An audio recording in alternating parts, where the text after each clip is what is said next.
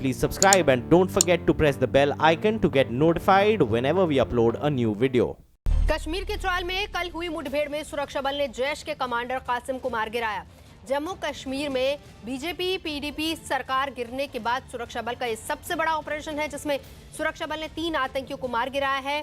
कासिम पाकिस्तानी है, जबकि इस मुठभेड़ में मारे गए आतंकी आदिल और दानिश जम्मू कश्मीर के हैं और कुछ दिन पहले आतंकी संगठन जैश में शामिल हुए थे। इस बीच राज्य के डीजीपी एसपी वैद्य ने कहा है कि राज्य में आतंकियों के खिलाफ ऑपरेशन और तेज होंगे।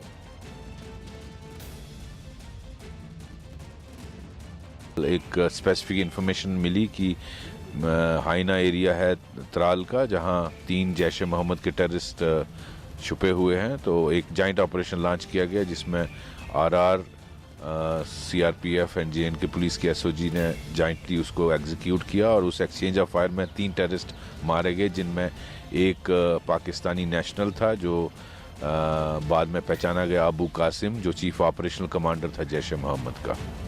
अमित इस वक्त हमारे सहयोगी हमारे साथ जुड़ चुके हैं। अमित, पहले ही केंद्र सरकार इस बात का ऐलान कर चुकी है कि अब ऑपरेशन ऑल आउट शुरू होगा, यानी जीरो टॉलरेंस की नीति आतंकियों के खिलाफ। जी बिल्कुल, और उसी नीति के तहत पहला बड़ा ऑपरेशन यहाँ पर जम्मू कश्मीर में हुआ था और जिसके तहत 3 आतंकवादी जैश मोहम्मद से मारे गए थे। और आने वाले दिनों में जैसा कि सुरक्षा बलों की रणनीति और सरकार की रणनीति के इसी तरीके के आक्रामक अभियान आतंकवादियों के खिलाफ देखे जाएंगे और 2 या 3 दिनों में अन्य जो अन्य तंजीमें हैं जैसे हिजबुल मुजाहिदीन या फिर लश्कर-ए-तौबा, उनके भी काडर को नुकसान पहुंचने की बहुत बड़ी उम्मीद है। नजर बनाए रखिए।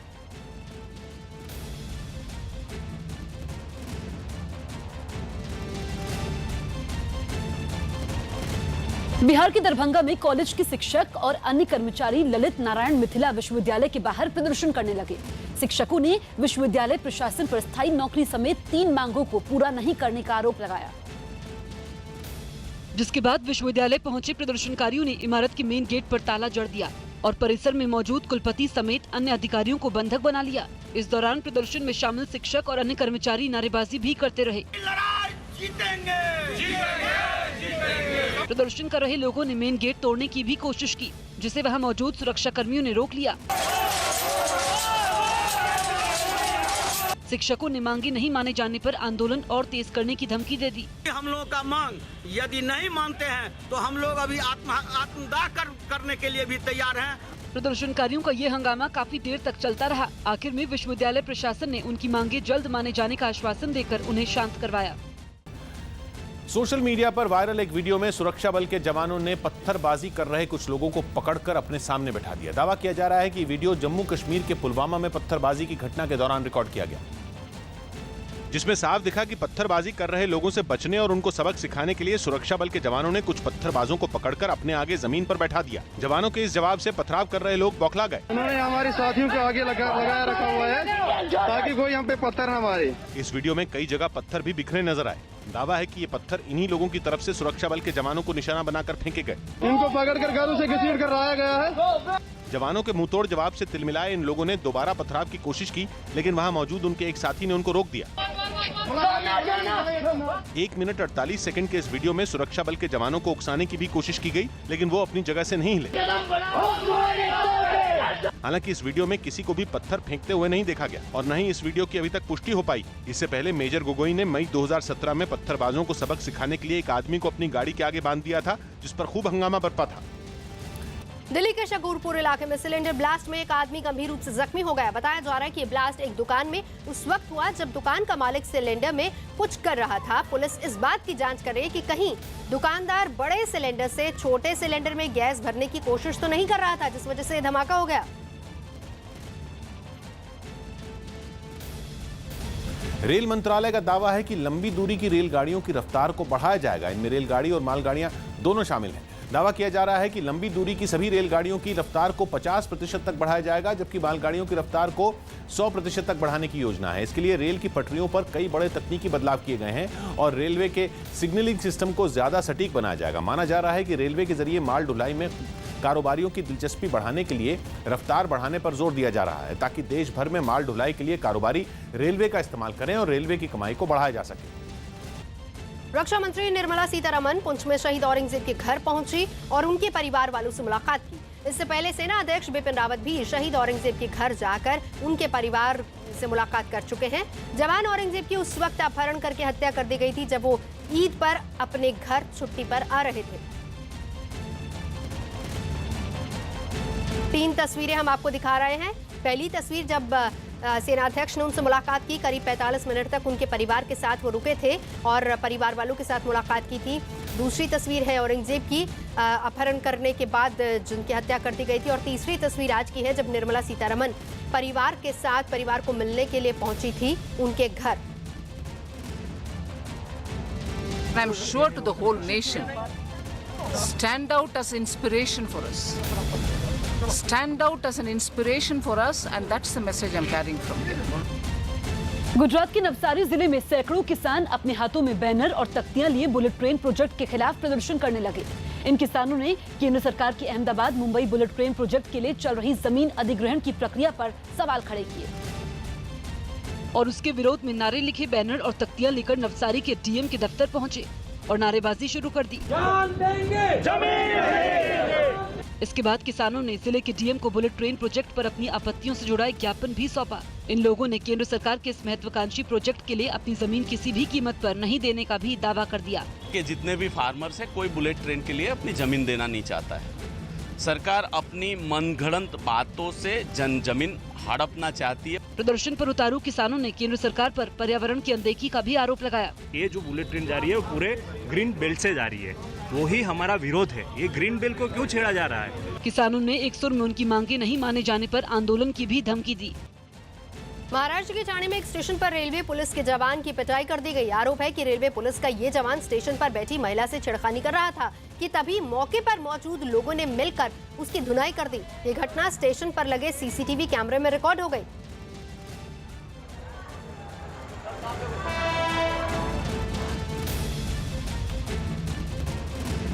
तमिलनाडु की अनुकृति वास नई मिस इंडिया बनी। तमिलनाडु की अनुकृति वास को मिस इंडिया 2018 का ताज पहनाया गया। पेरिस के भारतीय दूतावास ने योग का कार्यक्रम आयोजित करवाया जिसमें तमाम लोगों ने हिस्सा लिया।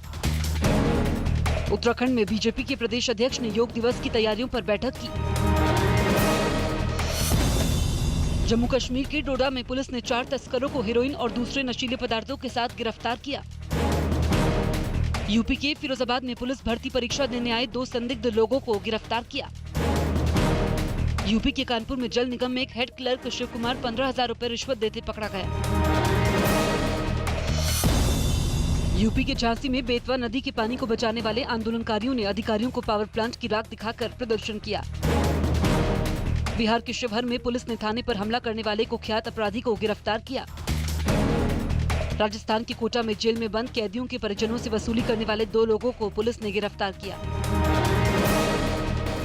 चीन के गैंसू प्रांत में कुछ इंजीनियर जमीन से 85 मीटर ऊपर लटक रहे बिजली के तार पर चढ़कर उसकी जांच पड़ताल करने लगे। पिछले ही महीने चीन ने 11,000 किलोवोल्ट की इस अल्ट्रा हाई वोल्टेज लाइन का काम पूरा किया, जिसकी जांच पड़ताल के लिए बिजली विभाग के इंजीनियर इन तारों पर चलने लगे। ये अल्ट्रा हाई वोल्टेज लाइन ज्यादातर जगह पर 85 मीटर ऊंची है, यानी किसी 29 मंजिला इमारत जितनी ऊंचाई। फिर भी ये इंजीनियर बिजली के टावर पर बिना किसी डर के चढ़ गए। हालांकि इससे पहले उन्होंने सुरक्षा के लिए मिले सभी उपकरण को अच्छी तरह से जांचा परखा। फिर सुरक्षा के लिए अपने शरीर और कमर पर बेल्ट बांधी। कमर पर बंधी रस्सी के सहारे वो बिजली के तार से होते हुए एक टावर से दूसरे टावर तक गए। उन्होंने लाइन की छोटी मोटी खराबियों को दूर किया। करीब 3,300 किलोमीटर लंबी ये लाइन 11,000 किलोवोल्ट्स की है, जिसके बीच में येलो रिवर के नाम से मशहूर चीन की सबसे लंबी नदी भी पड़ती है। वहाँ तारों की ऊंचाई करीब 300 मीटर है। इसके बावजूद इंजीनियरों ने नदी के ऊपर भी इस अल्ट्रा हाई वोल्टेज लाइन का काम पूरा किया। यूपी के हापुड़ में एक तेज रफ्तार कार सड़क किनारे खड़े एक ट्रक से जा टकराई और इस हादसे में 6 लोगों की मौत हो गई, जबकि 5 लोग इसमें गंभीर रूप से घायल हुए हैं। हादसा इतना भयंकर था कि कई लोग कार में ही फंसे रहे। घायलों को इलाज के लिए मेरठ के अस्पताल भर्ती करवाया गया है। जम्मू कश्मीर के त्राल में एक मकान के अंदर छिपे आतंकियों की घेराबंदी के समय कुछ लोग सुरक्षा बल पर पथराव करने लगे। सुरक्षा बल को इस मकान में 3 आतंकियों के छिपे होने की जानकारी मिली थी, जिसके बाद जवानों ने पूरे इलाके को घेर लिया। लेकिन इसी बीच कुछ लोग सुरक्षा बल पर पथराव करने लगे। पत्थर फेंक रहे लोगों को खदेड़ने के लिए सुरक्षा बल ने भी आंसू गैस के गोले दागे। इसके बाद पत्थरबाजों ने सड़क पर बड़े बड़े पत्थर रखकर जवानों को आतंकियों तक पहुंचने से रोकने की कोशिश की। हालांकि पत्थरबाजी कर रहे लोगों को खदेड़ते हुए जवानों ने उस मकान पर हमला बोल दिया जिसमें आतंकियों के छिपे होने की जानकारी मिली थी। लेकिन मकान के अंदर छिपे आतंकियों ने भी चारों तरफ खड़े जवानों पर फायरिंग कर दी, जिस पर पहले से सतर्क सुरक्षा बल ने बिना वक्त गवाए मुंहतोड़ जवाब देना शुरू कर दिया और फायरिंग की वजह से वहां धुआं भी उठ गया। सुरक्षा बल की कार्रवाई में जैश ए मोहम्मद के आतंकी आदिल, दानिश और कासिम मारे गए, जिनमें आतंकवादी कासिम पाकिस्तान का रहने वाला था। आतंकियों और सुरक्षा बल के बीच मुठभेड़ खत्म होने के बाद जम्मू कश्मीर के डीजीपी एसपी वैद्य ने ट्विटर पर लिखा कि गोलीबारी खत्म हो गई, मुठभेड़ में मारे गए तीनों आतंकवादियों के शव बरामद कर लिए गए, ऑपरेशन कामयाब रहा। सेना, सीआरपीएफ और जम्मू कश्मीर पुलिस का शानदार काम। लंदन में न्यूरो एंडोक्राइन कैंसर के इलाज के लिए पहुंचे अभिनेता इरफान की एक चिट्ठी सामने आई। इस चिट्ठी में इरफान ने खतरनाक बीमारी से अपनी लड़ाई के अनुभव साझा किए और ये लिखा कि उनकी जिंदगी के आने वाले कल पर ही शक के बादल मंडरा रहे हैं। टाइम्स ऑफ इंडिया में छापी गई एक चिट्ठी में इरफान के हवाले से लिखा गया कि मैं एक तेज रफ्तार ट्रेन में सवार था। मेरे पास सपने थे, योजनाएं थी, लालसाएं थी, मकसद था जिनमें मैं पूरी तरह मशगूल था। लेकिन अचानक किसी ने मेरे कंधे पर हाथ रखा। मैंने पलट कर देखा तो वो एक टीसी था जिसने कहा कि आपकी मंजिल आने वाली है, कृपया उतर जाइएगा। मैं पसुपेश में हूँ कि नहीं, मेरी मंजिल नहीं आई है, लेकिन नहीं, ऐसा ही है, कभी कभी ऐसा ही होता है। इरफान ने उनके लिए दुआएं करने वालों का शुक्रिया भी अदा किया। तो चिट्ठी के कुछ हिस्सों में वो नाउम्मीद भी दिखे। जिंदगी में अचानक हुई घटनाओं ने मुझे एहसास कराया कि आप समंदर में तैरती किसी चीज की तरह हैं, जिसकी तरंगों का अंदाजा लगाना मुमकिन नहीं है, लेकिन आप उन तरंगों को काबू करने की बेतहाशा कोशिश करते हैं। इरफान ने 16 मार्च को फेसबुक के जरिए लोगों को बताया था कि वो न्यूरो एंडोक्राइन कैंसर के शिकार हुए हैं।